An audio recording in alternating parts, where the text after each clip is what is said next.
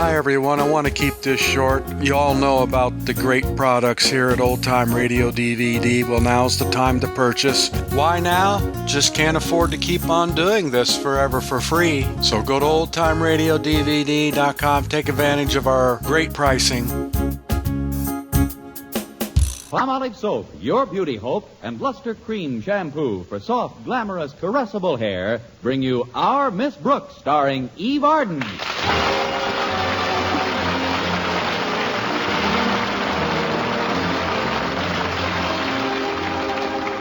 After teaching English to the summer school students of Madison High all week long, last Saturday didn't arrive a minute too soon for Our Miss Brooks. Generally, the thing I like best about Saturday is that it gives me a full 12 hours to speculate upon just how boring Sunday will be. But last Saturday, while I was having breakfast with my landlady, Mrs. Davis, a bombshell was hurled into our usual routine. That's the front door bell, isn't it, Connie? Bell is an overstatement, Mrs. Davis. It used to be a bell years ago. Now it sounds like a dying rattlesnake with a frog in its throat. Connie, I wonder who it can be, anyway. All right, I'm coming. Maybe you shouldn't answer it, Connie. I've had the strangest feeling of foreboding all morning. Well, that's silly, Mrs. Davis. It might be good news. Why? Or why should it be bad news? Why not? Let's have the playoffs when I come back. Good morning. I have a telegram here for a Mrs. Davis. Are you a Mrs. Davis? I'm not a Mrs. Anything yet. Don't tell me I've delivered this telegram to the wrong address. Well, I've never been guilty of that in all my years in the service. Well, far be it from me to depress one of our boys in uniform. This is Mrs. Davis's house, all right. I just live with her. Miss Brooks is the name. How do you do? I'm Herbie Terwilliger. That's my bike at the curb. Glad to know both of you. Now, if you'll give me your receipt book, I'll sign for the wire. All right, here you are, Miss Brooks. Bottom line, please. All right. Yes, I've been in the service quite a while now. This is my 6th hitch. Really? Never been a plain foot messenger. Always been with the bicycle squad. That sounds healthy. Of course, during my long term of duty, I've made a host of friends both in and out of the service. I imagine you have. Now, if you'll just... Of course, I've lost a few of my buddies, too. Good, hard-pedaling boys, all of them. I'm sorry, Herbie. Yes, I always think of them when I hear Ghost Riders in the sky. That song cheers me up, too. I'll take this telegram into Mrs. Davis now. Goodbye, Herbie. Oh, this isn't goodbye, Miss Brooks. This wire has immediate reply requested printed on it. I'll just wait here on the porch until Mrs. Davis gives me an answer. All right, I'll try to hurry it up for you. I'll appreciate that. I have a slow leak in my rear tire. I'll be back in plenty of time to get it vulcanized. Mrs. Davis, it's for you. What is it, dear? This telegram. Oh, I knew it. I knew something terrible was going to happen today. Terrible, but you haven't even opened it yet. And I'm not going to open it, Connie. I've only received half a dozen telegrams in my entire life, and they all brought bad news. This is probably some horrible news about Mrs. Dribbleman. Mrs. Dribbleman? Yes, she went to Switzerland for a vacation. I warned her not to go. She probably fell off one of those Alps. Oh, now, really, Mrs. Davis. I'm psychic about these things, Connie. Poor Mrs. Dribbleman. I can just picture her, skiing down the Alps, not a care in the world. Suddenly, a treacherous curve. She can't make the turn in time. Over the rim she goes. She looks down. Nothing but rocky crags, jagged peaks. Why, Connie, you're not touching your breakfast. Suddenly, I'm not hungry. But aren't you going to finish your wheat cakes? Not until you get Mrs. Dribbleman off those peaks. I just remembered, Connie. Mrs. Dribbleman took my advice and decided not to go to Switzerland. She's feeling fine. Well, I'm glad to hear it. I don't want to rush you, Mrs. Davis, but this wire calls for an immediate reply. Look, right here on the envelope. Let's see. Immediate reply requested. Well, I'm sorry, but Wait a minute, Connie. Look where this telegram was sent from. Through this cellophane here. Doesn't that say Springdale? Springdale? Yes, it does. Why? That's where Uncle Corky lives. Or maybe now I should say lived. Oh. Poor Uncle Corky. He was always so fond of me. He was my mother's oldest brother, you know. We were very close. I'll bet he was just like an uncle to you. Look, Mrs. Davis, aren't you being a little prematurely mournful? After all, you don't know that he's Oh, not... but he must be. He was 87 years old on his last birthday, and he's had the hives for years. Well, maybe he'll outgrow them. When I think of how Uncle Corky used to play Santa Claus every Christmas, the kids at Madison, the faculty, everybody loved him. You remember him, don't you, Connie? Of course, Mrs. Davis. He's been coming here every Christmas for years. Here, I'll open this wire and tell you what it says. No, Connie, no. I won't let you open it. Why should you be the one to bring me bad news? But, Mrs. I could never again look at you without associating you with Uncle Corky's passing. I like you too much to allow such a tragic bridge to come between us, Connie. I'll do anything to avoid it. Oh, but this is ridiculous, Mrs. Davis. Once I've opened it, you'll see how ridiculous... Today is rent day, Connie. If you leave it unopened, I won't charge you for this week. Mrs. Davis, I wouldn't open this telegram if you begged me. You promise, Connie? I swear it on this stack of wheat cakes. I know. There's a messenger outside waiting for the immediate reply. I'll ask him to open it. Wait here, Mrs. Davis. Oh, Herbie, would you come inside a minute, please? Oh, sure. Got the answer, Miss Brooks? Not yet. This is Mrs. Davis, Herbie. Mrs. Davis, this is Herbie Terwilliger. Oh, pleased to meet you. How do you do? Mrs. Davis is a little superstitious about opening telegrams, Herbie. Would you mind? Me? Yes, just open it up, will you? But I can't. That's the first rule I learned in basic training. Thou shalt not monkey with the messages. Well, we don't want you to monkey with it. Just open it. I'm sorry, Miss Brooks, but I can't touch it. Can't we forget about it for now? Forget about it? But what'll I tell my CO? This is an immediate reply requested. Can't you just tell him there is no reply? What? Me tell the chief there is no reply? Please, Mrs. Davis. That is tantamount to telling the Admiral, sir, there are no boats. Well, I don't care about the Admiral. I'm going to have another cup of coffee and think this thing over. I'll put enough on for all of us. All right, Mrs. Davis. Why doesn't she want to open the telegram, Miss Brooks? I'm afraid it's sheer superstition with her, Herbie. Oh, pardon me. Well, if it isn't Walter Denton. Hiya, Miss Brooks. Come in, Walter. What are you doing up so early on a Saturday? Oh, I just came by to see if there are any odd jobs I could do for Mrs. Davis. You know, to pick up a little pin money. Well, I don't know about Mrs. Davis, but I'll give you a few pins if you'll do something for me. Come into the living room, will you? You know I'm your slave, Miss Brooks. What is it? You can open the telegram. The telegram? Yes. Brought by Herbie Terwilliger here when he was a much younger man. Herbie, this is Walter Denton. Glad to know you, I'm sure. Hi. But I don't get it, Miss Brooks. Why don't you open it? Because it belongs to Mrs. Davis, and she asked me not to. Well, then why doesn't she? A perfectly natural second question. Because she's afraid it might contain some bad news. Well, I'd like to help you out, Miss Brooks, but opening other people's messages is very bad luck. Please, Walter, not you, too. You should have been at the Conklin's house with me this morning. I'd sent Harriet a little note, and Mr. Conklin opened it by mistake. It was one of my more amorous epistles. You know, solid goo.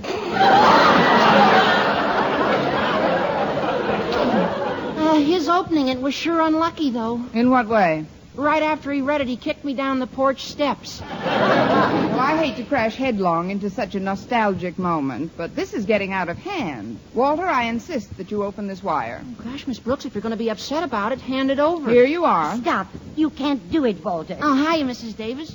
What's the trouble? You remember Uncle Corky, don't you? Uncle Corky? Oh, the old fellow with the beard who plays Santa Claus for us every year. Oh, sure, I remember him. How is he? He's left us, Walter. I'm afraid that's what this telegram is about. Really? But if it was about that, wouldn't it have a black border on it? No, Uncle Corky has a white beard. is a nice old guy. Oh, look, why don't we take this wire over to Harriet to open? She's not afraid of anything. You're right, Walter. Anyone who could live with Mr. Conklin for 16 years must be made of iron. We'll take it over to Harriet, and You'll do nothing of the sort. We'll just let it rest on this table for a while. But how about the answer? It's an immediate... Don't argue, Herbie. Maybe if the telegram rests for a while, Uncle Corky will feel better.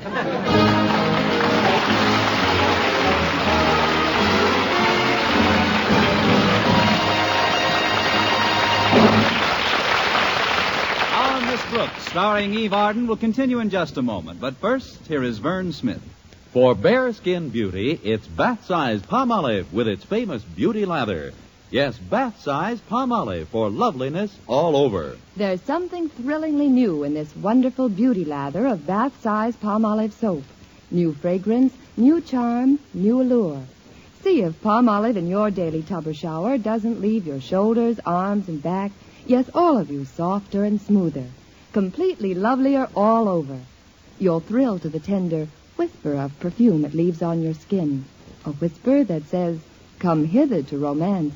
And this new bath-size Palmolive is so big, so thrifty, economical to use because it lasts so long and gives so much soft, lovely lather so fast. That soft, lovely lather with its alluring new fragrance is Palmolive soaps alone. Palmolive's famous beauty lather.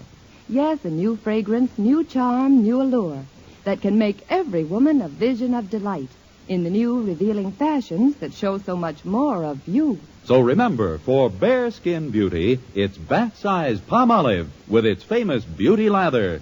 Yes, bath-size Palmolive for loveliness all over. Get bath-size Palmolive soap tomorrow. Menfolk love it, too.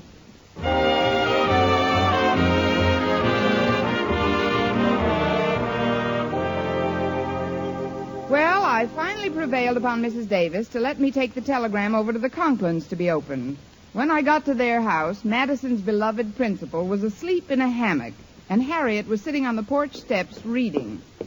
Hi, Harriet. What's that you're reading? Oh, it's a Western story, Miss Brooks. But please, lower your voice. Why, don't you want the Indians to hear? I don't want Daddy to hear you. He's taking a nap on the hammock. I dropped over to ask a favor of you, Harriet. It'll probably sound pretty silly to you, but...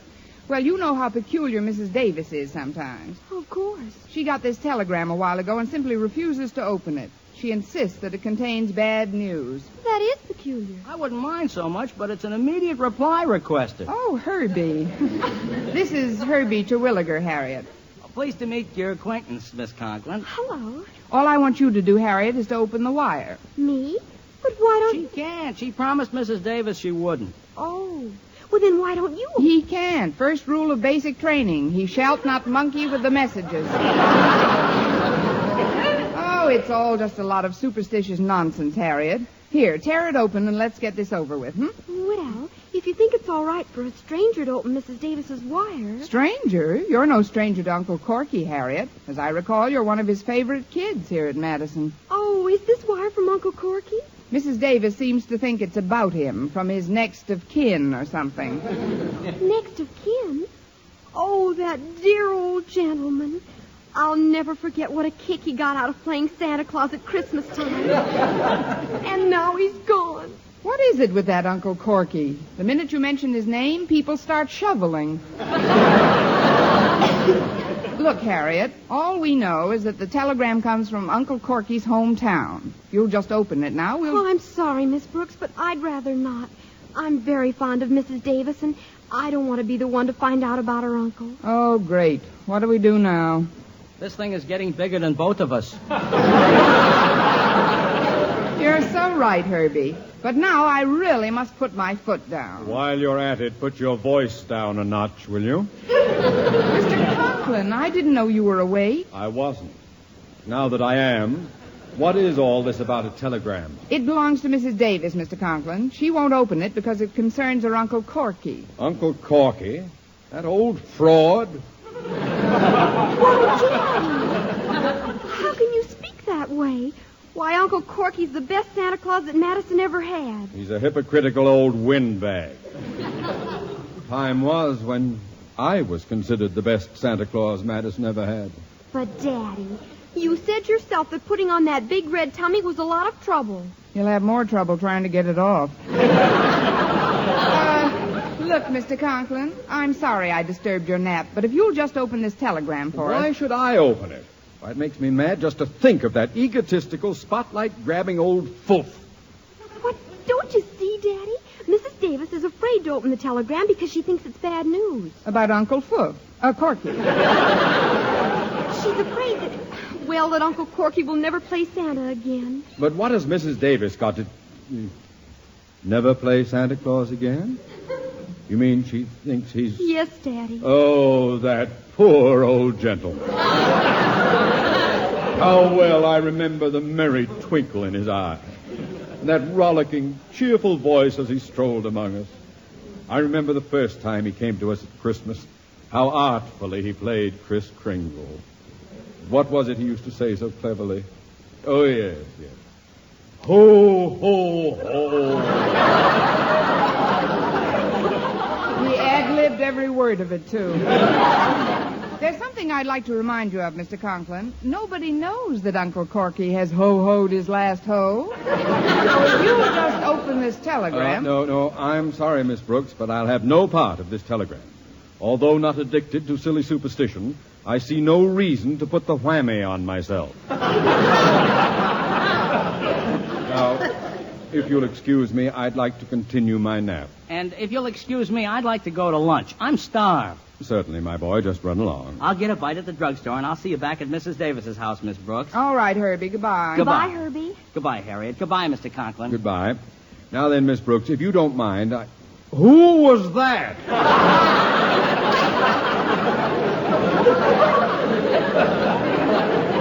That's the messenger boy, Mr. Conklin. We've been going steady since breakfast.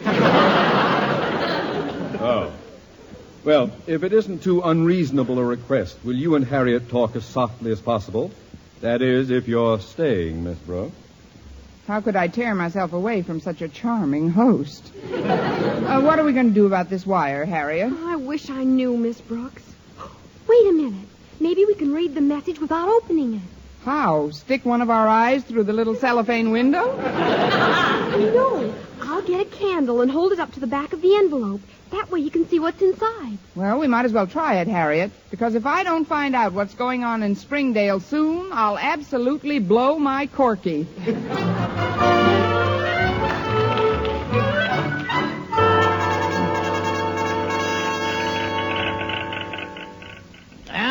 I don't know what Springdale's coming to. What kind of a telegraph outfit is this anyway? Now, simmer down, Corky. You've already waited 2 hours for that immediate reply. Another 5 minutes doesn't matter. It does when you're 87, boy. Are you sure you sent the message exactly as I gave it to you? Well, I'll try and dig up the master copy for you. How come you're making the trip at this time of year, Corky? You usually go away around Christmas, don't you? Well, I used to, but never again. I'm always roped into playing Santa Claus at Madison High School. Darn kids prop me up under a Christmas tree, yank on my beard, and yap jingle bells in my ears. Well, I'd like to beat 'em over the head with a chimney. Well, you won't have to worry about Christmas this trip, Corky. You can take advantage of this nice July weather. Play some golf or something. No, not me. I gave up golf a month ago. Why? At my age, I don't feel safe being so close to a hole in the ground.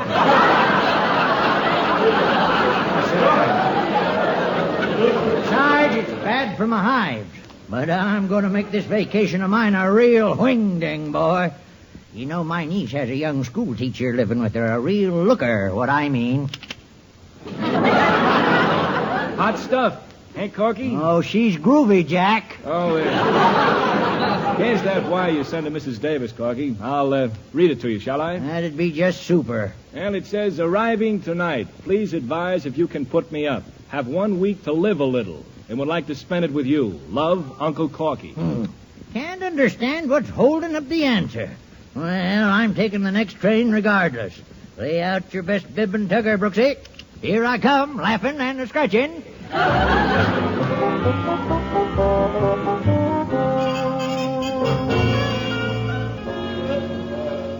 Hold the telegram a little closer to the candle, Miss Brooks. There. Can you see anything yet? Yes, Harriet, I can make out 3 words very clearly. What do they say, Miss Brooks? Don't write telegraph. Move it a little closer to the flame. That's too close, Miss Brooks. Look out, the telegram's on fire. Oh, no. Miss Brooks, you dropped it. Well, under the circumstances, Harriet, I thought it highly advisable. You see, I left my asbestos gloves at the laundromat. Quick, Miss Brooks, step on it. I'm glad I didn't wear my open-toed shoes today. What on earth is all this racket? Oh, it's you. Miss Brooks, you dance divinely. Thank you, Mr. Conklin. This is the step that won me a cup at the fireman's ball. I see. Well, if you're quite finished with your little flame dance, Miss Brooks, I trust that your next step will be a long one in the direction of your home. First, we've got to find out what's in the telegram, or what's left of it. It's from Uncle Corky. So, the hammy old goat's alive after all. What does it say, Miss Brooks? Well, some of it's been destroyed, Harriet. What's left says, arriving tonight, have 1 week to live.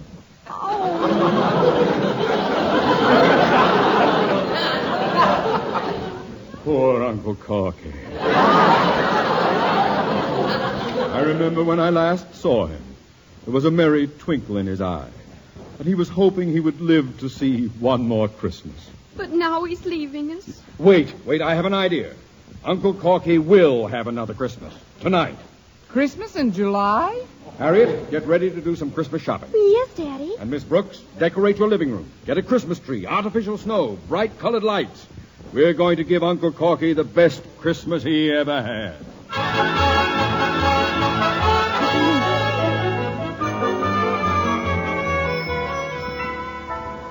Oh, Uncle Corky will simply adore this Christmas tree, Connie. It's a silver fir, isn't it? Yes, it'll match his beard beautifully. I hope the others get here with their Christmas gifts before Uncle Corky arrives. It's already 8 o'clock, and they said they'd... What was that? Oh, that's Herbie. He fell asleep on the couch this afternoon, waiting for the immediate reply. Poor Herbie. His CO will think he's gone over the hill. Mrs. Davis, would you plug this in the socket, please? I want to see how the tree looks with the lights on. All right, Connie. There. How does it look? Lovely, Mrs. Davis. Really beautiful. A Christmas tree? Have I been here that long?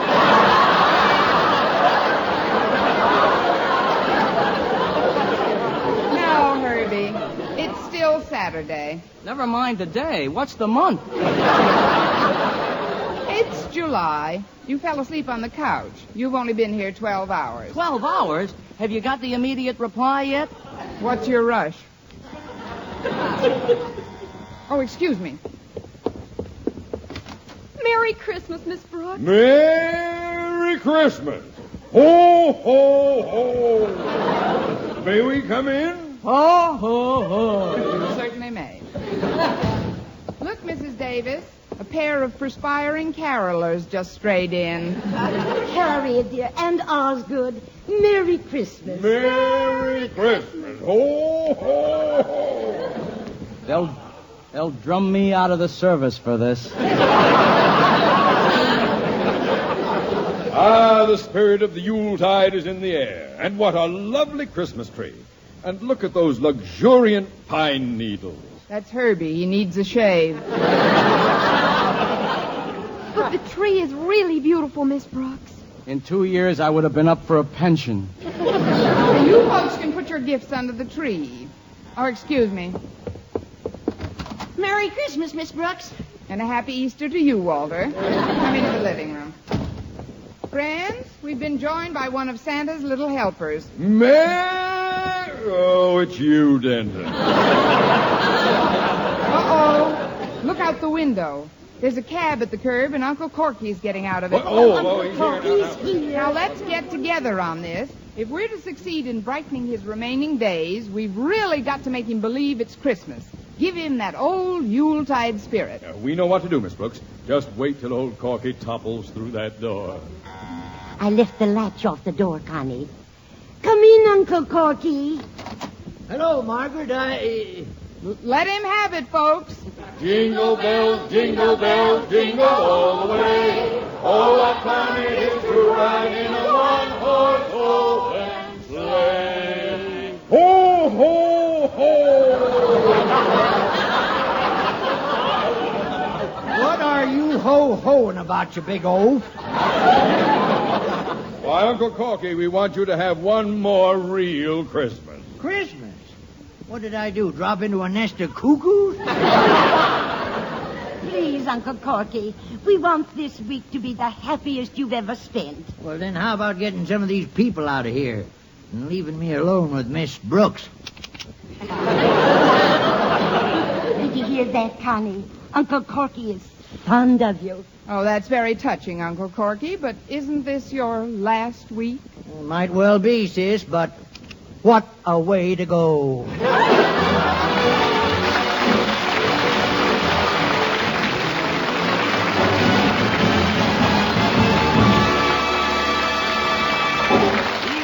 As our Miss Brooks returns in just a moment, but first... Dream girl, beautiful luster cream girl. Tonight, yes, tonight, show him how much lovelier your hair can look after a Luster Cream shampoo. Luster Cream, world's finest shampoo. No other shampoo in the world gives you Kay Daumit's magic blend of secret ingredients plus gentle lanolin. Not a soap, not a liquid, Luster Cream shampoo leaves hair 3 ways lovelier. Fragrantly clean, free of loose dandruff, glistening with sheen, soft, manageable. Even in hardest water, Luster Cream lathers instantly. No special rinse needed after a Luster Cream shampoo. So gentle, Luster Cream is wonderful even for children's hair. Tonight, yes, tonight, try Luster Cream shampoo. Dream girl, beautiful luster cream girl. You owe your crowning glory to a luster cream shampoo. And now, once again, here is our Miss Brooks. As soon as Mr. Conklin discovered that Uncle Corky wasn't on his last legs, he gathered up his Christmas packages, his daughter Harriet, and Walter Denton, and left in a cloud of frustration.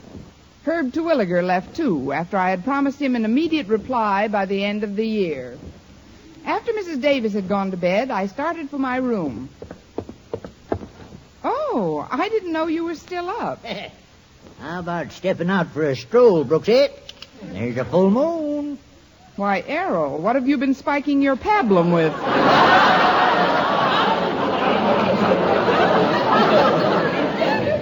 Frankly, Uncle Corky, I'm afraid you're a few minutes too old for me. Too old? Why, don't you know that the longer a man lives, the more he knows about romance?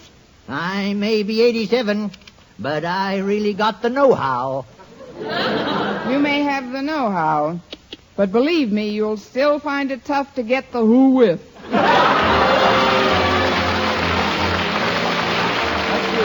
Another Our Miss Brooks show brought to you by Palmolive Soap, Your Beauty Hope, and Luster Cream Shampoo for soft, glamorous, caressable hair. Our Miss Brooks, starring Eve Arden, is produced by Larry Burns, written and directed by Al Lewis, with music by Wilbur Hatch. Mr. Conklin is played by Gail Gordon. Others in tonight's cast were Jane Morgan, Dick Crenna, Gloria McMillan, Joe Kearns, Jerry Hausner, and Peter Leeds.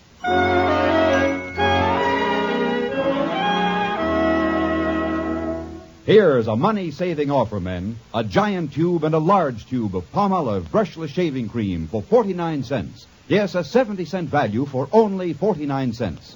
This offer is made solely to prove you, too, can get smoother, more comfortable shaves the Palmolive brushless way. Just follow directions on the tube and treat your face to wonderful shaves. Yes, for extra shaving comfort at extra low cost, don't miss this Palmolive brushless bargain. At drug and toilet goods counters, get both giant and large size Palmolive brushless. A 70-cent value for only 49 cents. For mystery liberally sprinkled with laughs, listen to Mr. and Mrs. North Tuesday evening over most of these same stations. And be with us again next week at the same time for another comedy episode of Our Miss Brooks. Bob Lamont speaking for CBS, the Columbia Broadcasting System.